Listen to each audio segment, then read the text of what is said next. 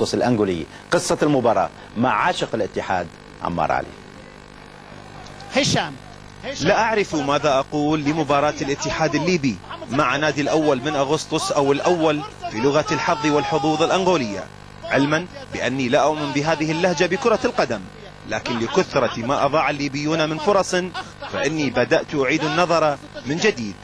أما العجيب في هذه المباراة التي لو تركوا لي النتيجة لقلت 10-0، لكنها ليست كذلك بكل تأكيد، وأعود للعجيب فيها، فهو ظهور سالم الرواني بغير اسم سالم الرواني، أي لم يكن بذلك اللاعب الذي يعرفه العرب قبل الليبيين أنفسهم، فقد أضاع بقدر لا يصدق بهذا اليوم، وهو من يسجل بغمضة عين، ولعلها إحدى الأسباب التي أطلقت بها اسم المحظوظ على هذا النادي الأنغولي.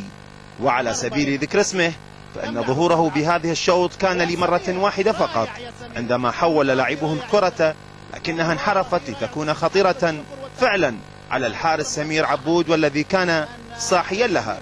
المهم ان الشوط هذا انتهى بالتعادل من دون اهداف، لكن الاداء وان كان للاتحاد لكنه غير مقنع ابدا، سيما وان الاهداف تمر من امام اعين اللاعبين والمستفيد هو الحارس الانغولي فقط.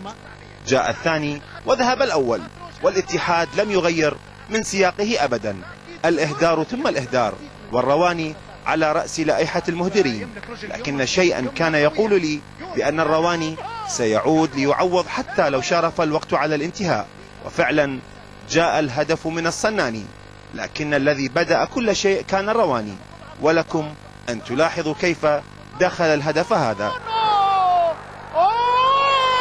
لتنتهي المباراة بهذا الهدف اليتيم للاتحاد في الوقت الذي أضاع لاعبوه 20 هدفا مثله.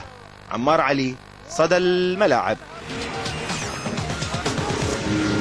ألف كمان مليون مبروك للاتحاد الليبي، ومن الفرق الجيدة أم الممتازة؟ الجيدة ممكن. جيدة. أنا بالنسبة لي من الفرق الممتازة عربيا.